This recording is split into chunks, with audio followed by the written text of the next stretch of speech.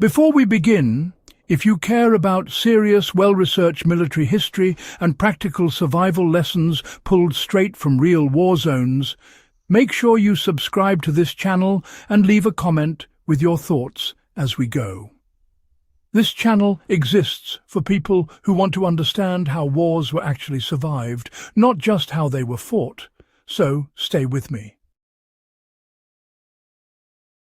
War is usually remembered through battles, weapons and generals, but World War II was also a global experiment in survival under extreme pressure.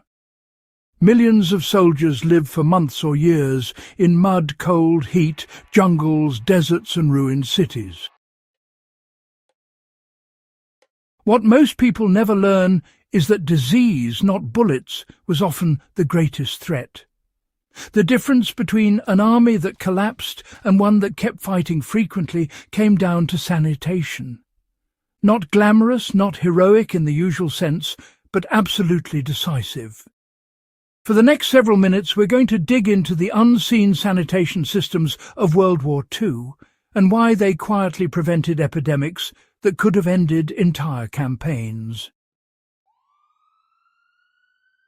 This matters not only for understanding history, but because these same principles are still used today in disaster zones, refugee camps, and modern military deployments. If you care about survival under extreme conditions, this knowledge is foundational. Sanitation became a strategic weapon long before many commanders admitted it. By the time of the Second World War, armies had learned some pretty painful lessons from earlier conflicts, where typhus, dysentery, cholera and trench fever wiped out more men than enemy fire ever could. During the First World War, entire units were rendered useless by lice and contaminated water.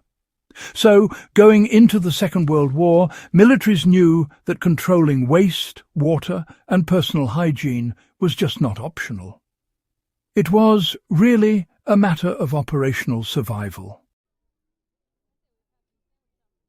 One of the most critical but often overlooked systems was waste disposal. Armies on the move had to manage human waste constantly, often while under fire. Latrines were never placed randomly. They were always carefully located downhill and downwind from living quarters, and far enough from water sources to prevent contamination. In mobile warfare, shallow slit trenches were used and filled in daily to reduce fly breeding. In semi-permanent camps, deeper pit latrines were constructed with lids, lime treatment and strict usage rules. Soldiers were trained to treat these systems with discipline because, one careless mistake could poison an entire unit's water supply.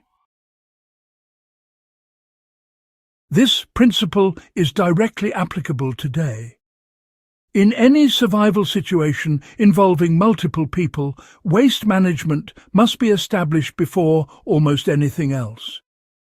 Digging latrines downhill from camp, covering waste daily, and separating water sources from sanitation zones are steps that can prevent deadly outbreaks even with minimal resources. Water purification was another invisible battlefield. World War II soldiers rarely drank untreated water unless ordered to do so in emergencies. Armies issued purification tablets, boiling protocols, and field filtration systems. In jungle campaigns, where water was everywhere but rarely safe, failure to purify meant dysentery within days. Commanders enforced water discipline ruthlessly because one sick platoon could stall an entire advance. Modern survivalists can apply this directly. Any water source, no matter how clear it looks, should be assumed contaminated. Boiling, chemical treatment or filtration must be non-negotiable habits.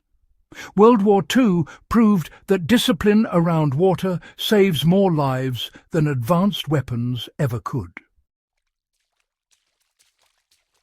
Personal hygiene, often dismissed as secondary in combat, was aggressively enforced. Soldiers were ordered to wash regularly, shave when possible, and change socks daily. This wasn't about comfort.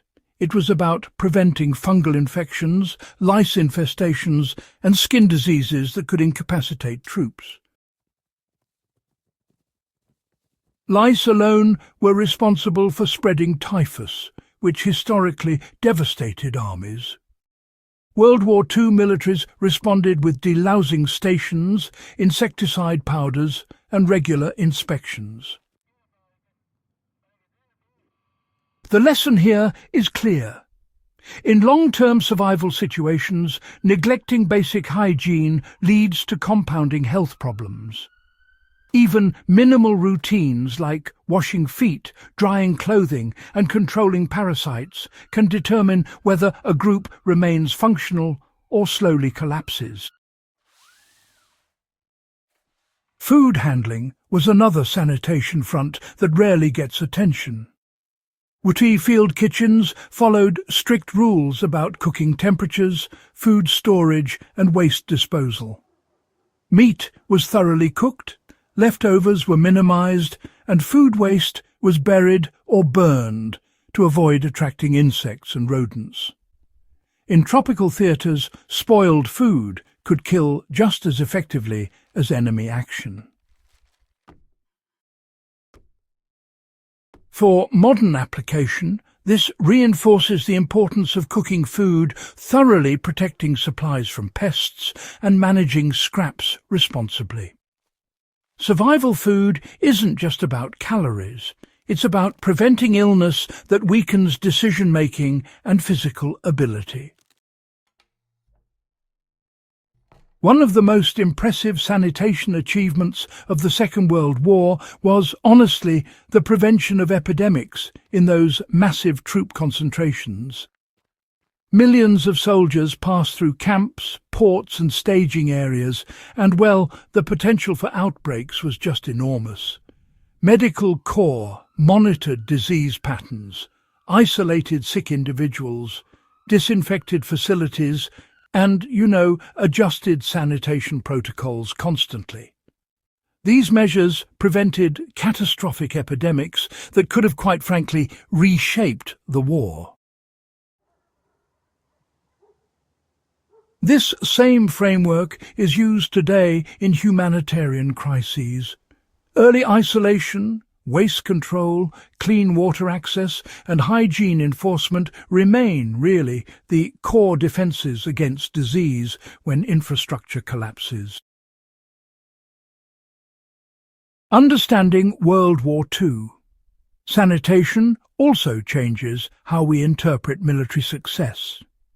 Campaigns in North Africa, the Pacific and Eastern Europe were shaped not just by tactics, but by which side could keep its soldiers healthy. Units that failed at sanitation bled strength silently, long before facing the enemy. For survivalists and historians alike, the takeaway is, well, both sobering and empowering. Survival is not about toughness alone. It's about systems, habits and discipline applied consistently under stress. World War II demonstrated that unseen routines can decide the fate of nations. As you think about this, consider how these lessons apply beyond war.